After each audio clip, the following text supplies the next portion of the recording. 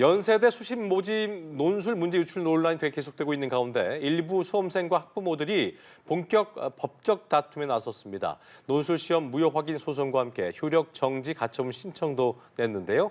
법정 싸움까지 가게 된 문제 유출 논란, 쟁점은 무엇일지 따져보겠습니다. 네, 한편 20대 여성을 성폭행하려고 무차별 폭행한 부산 돌려차기 사건 가해자가 피해자에게 1억 원을 배상해야 한다는 판결이 확정됐습니다. 네. 하지만 실제 배상까지 이어질 수 있을지 우려 섞인 전망도 나오는데요. 이 시각 주요 사건 사고 소식은 양지민 변호사와 함께 짚어보겠습니다. 어서 오십시오. 어서 오십시오. 안녕하세요. 네.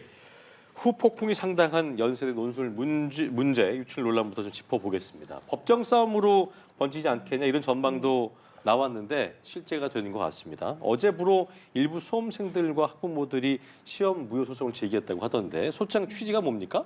일단은 지금 시험이라는 것이 사실 대입의 당락을 가로지르는 사실 이제 좌지우지하는 그런 기준이잖아요. 근데 예. 여기에 시험의 공정성이 훼손됐기 때문에 사실상 학생들이 유무형의 피해를 보게 됐고 더불어서 어떠한 결과가 나오든 그것을 받아들일 수 없기 때문에 이것은 다 시간을 되돌려서 원래대로 없었던 것 같이 해야 된다. 즉 무효로 해야 된다라는 것이 그 소송의 취지인 것이고요. 수험생과 학부모 18명이 당사자가 되어서 소송을 제기를 한 것입니다. 예. 그리고 무효 소송과 더불어서 이 가처분 신청도 같이 접수를 했고요. 예. 말씀드린 것처럼 시험의 공정성이 훼손됐기 때문에 입시 전반의 공정성도 훼손된 것이다라고 주장하고 있습니다. 네, 그렇군요. 말씀하신 것처럼 이 소송 참가에는 18명이지만 여기에 참가하지 않고 증거를 제공하겠다라고 나선 조력자는 50명이 넘는다라는 게 변호인 측의 설명입니다. 이게 소송 인단의 규모 같은 것도 판결에 영향을 좀 주겠죠. 아무래도 이제 재판부의 입장에서는 이렇게 많은 사람들이, 많은 학생들이 피해를 받구나라는 것을 알 수가 있기 때문에 예. 소송인단의 규모도 커진다라고 한다면 아무래도 이제 소송을 제기한 원고 측에 유리하다라고 볼 수가 있겠습니다. 말씀을 해주신 것처럼 18명이 우선은 이제 소장을 접수했지만요.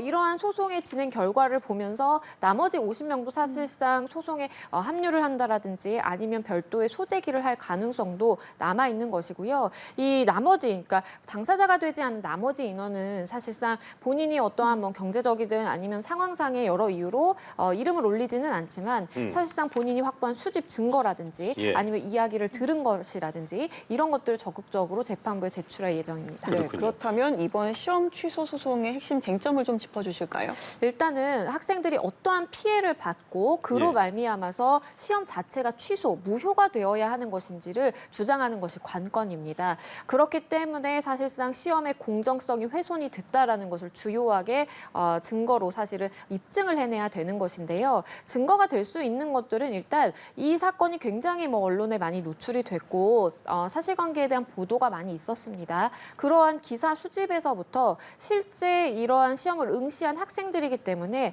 당시 이제 유출됐던 그러한 정황이라든지 상황에 대해서 잘 알고 있을 것입니다. 그래서 학생들이 기술한 그러한 진술서도 하나의 증거가 될 수가 있겠고요.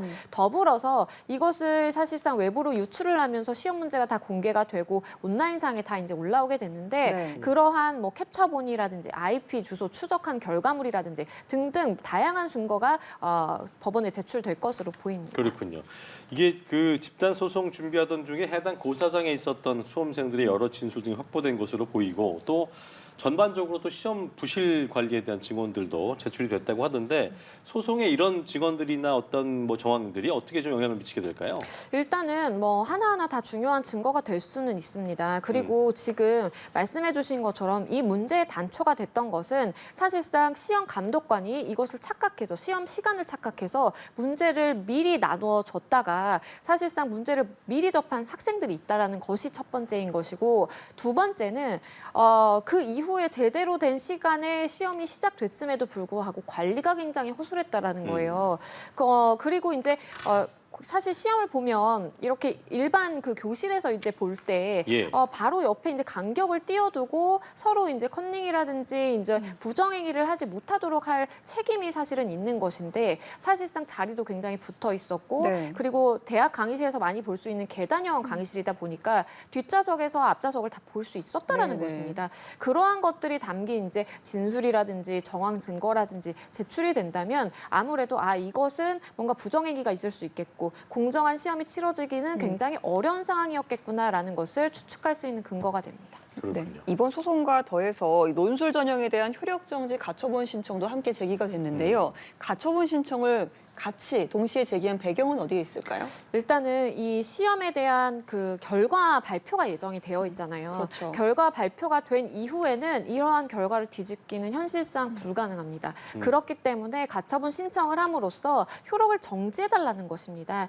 지금 이러한 절차라든지 입시 절차가 진행되고 있는데 이것의 시험에 대한 효력을 아예 정지함으로써 우선은 우리의 이야기를 들어달라라는 것이고요. 예. 만약에 이러한 가처분이 받아들여지게 된다면 연세대 입장에서는 합격자 발표 예정된 날짜에 마음대로 할 수 없습니다. 왜냐하면 절차 자체가 중단되는 것이기 때문에 법원의 결과를 기다려보고 결과에 따라서 이제 사실상 재시험을 치든 아니면 그대로 가든 결정이 되는 것이거든요. 그렇기 때문에 당연히 소송을 제기하는 입장에서는 가처분 신청을 제기할 수밖에 없었습니다. 예, 이게 보니까 수시모집 논술시험 결과 발표 예정일 아까 말씀하신 그날이 이제 12월 13일이니까 2개월도 이제 안 남았거든요. 그러니까 이제 궁금한 것은 이 정도 시간 내에 법원이 판단을 내릴 수 있을까? 그리고 만약에 수험생들이 시험 취소 소송에서 승소를 해서 재시험 치러지게 된다면 잘 치는 사람 같은 경우에는 나 이거 다시 안 치고 싶은데 억울할 수도 있잖아요. 그러니까 부작용도 있을 것 같은데 같이 한번 짚어주시죠. 네. 말씀해주신 것처럼 지금 예정일이, 그러니까 합격자 발표 예정일이 12월 13일입니다.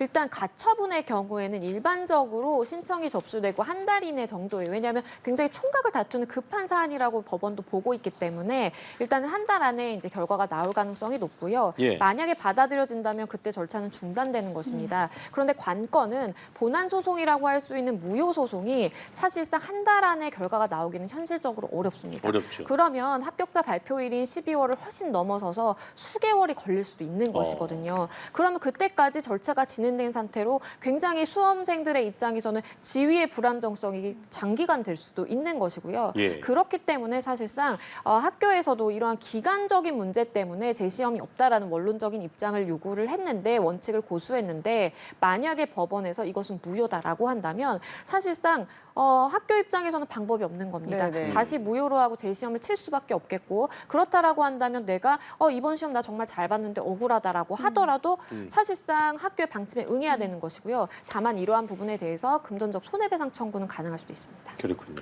알겠습니다. 다음 주제 만나보겠습니다. 전 국민에게 큰 충격을 안겨줬던 사건이었죠. 부산 돌려차기 사건. 이거 기억하실 텐데.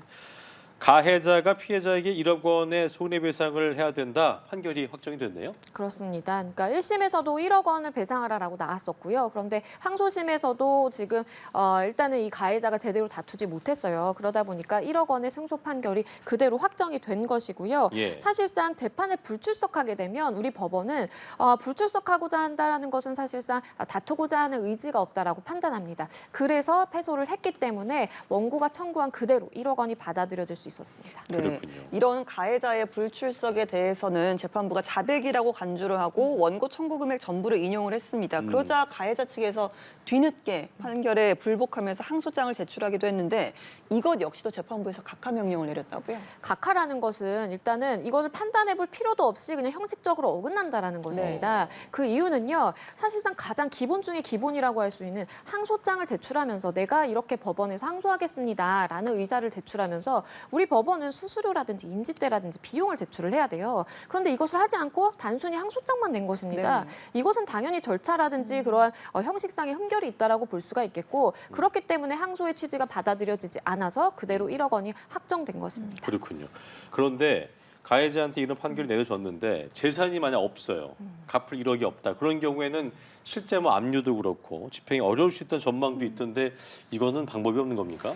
방법이 없습니다. 왜냐하면 사실 내 재산이 하나도 남은 게 없다라고 한다면 아무리 상대방이 이러한 승소 판결문, 그러니까 내가 손해배상 청구를 받을 권리가 있다라는 승소 판결문이 있다라고 하더라도 집행 자체가 불가능한 거예요. 그렇기 때문에 이 사람이 뭐 나중에 받을 연금이라든지 아니면 근로소득이라든지 부동산이라든지 뭐 자동차라도 뭐라도 있다라고 한다면 이걸 환가해서 받을 수 있는데 그게 전혀 없는 상황이다라고 한다면 사실상 판결문을 가지고 이 사람이 재산을 축적할 때까지 조금 기다려야 되는 것도 사실 방법일 수 있습니다. 네. 그렇군요. 그런데 이제 피해자 측에서는 아직도 제대로 된 사과를 받지 못한 채 뭐 지울 수 없는 상처 이런 것들 이야기하면서 울분을 호소하는 상황인데 지난 8월이었습니다. 가해자가 보복하겠다라고 했다는 증언이 잇따르기도 했는데 피해자가 손해배상을 받을 수 있는 방법은 따로 없을까요, 이제? 일단은 그래도 판결문을 가지고 있는 것은 말씀드린 것처럼 나중에라도 집행할 수 있을 때 10년 안에 가능하거든요. 10년 안에 언제라도 사실상